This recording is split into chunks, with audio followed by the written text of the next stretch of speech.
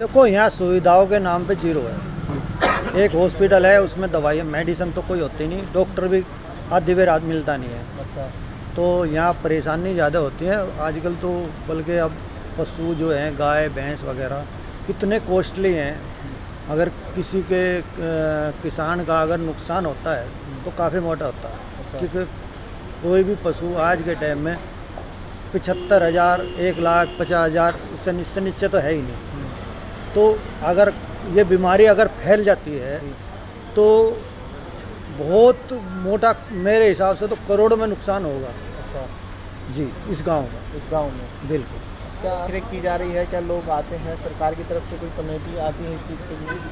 ऐसा पहले तो आती थी गांव में, जो बीमारी आती थी तो टीका एडवांस में लगाते थे। तो अब जो है ना, कोई 10, 12, 15 साल से तो ये सब चीज़ें जागरूकता ख़त्म हो चुकी हैं। अच्छा। अब तो ऐसा कुछ है ही नहीं। बल्कि हॉस्पिटल में भी जाते हैं तो कहते हैं वो हमारे पास दवाई नहीं है जी, हम कहाँ से करें, बाहर से लिया खरीद कर परचेज कर लो तो हम दे देंगे।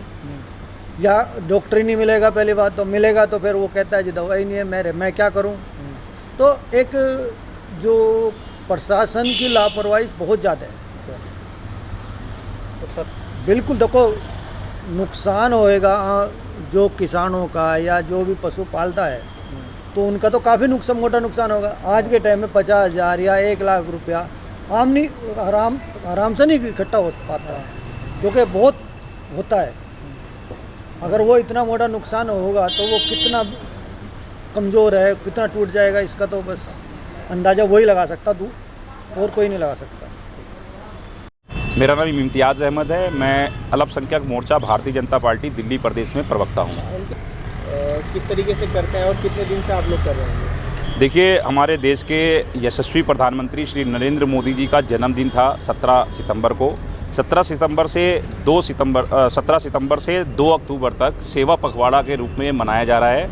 और इसके अंतर्गत भारतीय जनता पार्टी के सभी कार्यकर्ता सेवा कर रहे हैं, अपने अपने अनुसार सेवा कर रहे हैं। कोई बच्चों को सामान बांट रहा है, कोई ज़रूरतमंद महिलाओं को सामान बांट रहा है, शिविर कैंप लगाए जा रहे हैं, हेल्थ चेकअप कैंप लगाए जा रहे हैं। तो इस तरह से सेवा के कार्य कर रहे हैं लोग, सभी कार्यकर्ता। इसी के अंतर्गत मैंने भी सेवा का एक जिम्मा छोटा सा उठाया है और बेजुबान जानवरों के लिए, जैसे गौ माता है हमारी, गौ माता की सेवा के लिए, इनको रोज़ाना रोटी खिलाने के लिए मैंने ये प्रण किया है कि लगातार 15 दिन तक के इस सेवा पखवाड़े में मैं रोज़ाना जो गाय सड़कों पर घूमती हैं या कहीं पर भी होती हैं, उनको जाकर जितना भी संभव हो सकता है मैं उनको रोटियां खिलाकर ये सेवा का काम कर रहा हूँ, माननीय प्रधानमंत्री नरेंद्र मोदी जी के जन्मदिन के सेवा पखवाड़े में। तब भी आप लोग जा रहे हैं, इनके पास सेवा भी कर रहे हैं, क्या ये? देखिए, ये सही कहा आपने कि इस समय ये वायरस चल रहा है और काफ़ी तेज़ी से फैल रहा है।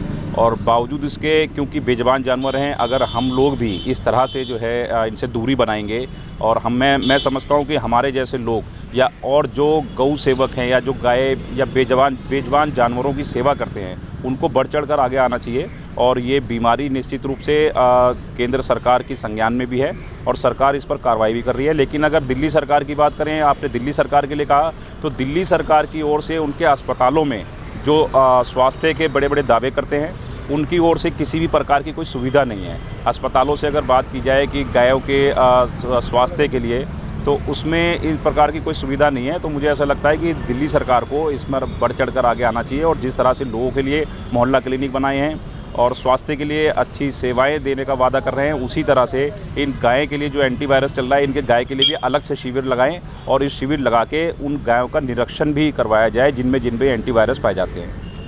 और ये अपने यहाँ तो कोई नहीं आया जी, क्योंकि गाँव में आ चुके हैं। अच्छा। हाँ जी। अच्छा, गांव में सरकार की तरफ से भी कुछ सुविधा मिल पा रही है आप लोगों को? कोई सरकार की तरफ फिलहाल कोई सुविधा नहीं है। बाकी जो अपना पशु हॉस्पिटल है, वहाँ के जो डॉक्टर है वो ट्रीटमेंट कर रहे हैं। हाँ जी, ट्रीटमेंट करते हैं आप? देखो जी, अभी उनके पास कोई दवा ऐसी नहीं है फिलहाल। भी वो नॉर्मल जो टेरामाइसिन ऐसी जो चीज़ें उन्हें दे के उनको ट्रीटमेंट कर रहे हैं। हाँ जी। लोग आते हैं या चेक करते हो? अभी कोई ऐसा अभियान नहीं आया जी। तो लगता है करने की जिस जरूरत तो है जी, इतनी पशु पालन को दवाई की तो जरूरत पड़ेगी जब आप बीमारी फैल रही है। तो कितनी ज़रूरत मानते हैं आप? 100 की 100 चाहिए ज़रूरत तो। क्योंकि कोई फार्मर जो नॉलेज तो होती नहीं जी बिना डॉक्टर के। जब तक डॉक्टर आगे बताएगा नहीं पता क्या चलेगा बीमार पशु क्या चीज़ है। ज़्यादा होगा? नुकसान तो बहुत ज़्यादा होगा जी। कितना नुकसान होने की संभावना? नुकसान तो जी, कोई पशु अगर बीमारी से दवाई का इलाज है तो पशु तो खत्म ही हो जाएंगे। बेसिकली इस एरिया में है ना, बुगाड़ी एरिया जो है अभी, इसमें अभी इतना नहीं आया है। इसमें कोई रियर 1-2 आ रहे हैं। अच्छा। बाकी सोनीपत साइड है, वहाँ कुछ फार्मों पे है। और बेसिकली ये पूरा हरियाणा, पंजाब, राजस्थान और गुजरात में ज़्यादा है। और दिल्ली की साइड अभी थोड़ा थोड़ा आने मतलब शुरू हुआ है। आप भी हैं और कैसे मैं अभी- वैक्सीनेशन कैसे करते हैं आप? अभी मैं देख रहा हूँ सोनीपत साइड और NCR में मिला के 10 वार्ड एरिया जो हैंडल कर रहा हूँ। और उसमें क्या है, प्रॉपर वैक्सीन तो अभी इसकी कोई है नहीं, लेकिन जो गोट पॉक्स है वो इसमें अभी लोग लगा रहे हैं। तो कहीं ना कहीं उसका थोड़ा रिलीफ है। मतलब ज़्यादा 100% काम नहीं करी तो 70% उससे क्या है कि प्राइमरी एक हम दे रहे हैं उसको एज ए वैक्सीन के रूप में। जैसा क्या कोई ऐसी दवाई या कोई ऐसा कुछ दिया जा रहा है जब वो सरकार एडवाइस कर रही है इस चीज़ को? नहीं, अभी तो वैसे कि इतना कुछ है नहीं। अभी तो नॉर्मली जो है गवर्नमेंट की जो सप्लाई में जो आती हैं वही चल रहा है। अच्छा। बाकी जो प्राइवेट जो प्रैक्टिशनर हैं या जो प्राइवेट हैं वो अपना कुछ ना कुछ ला के इधर से गोट पॉक्स की वैक्सीन ही कर रहे हैं।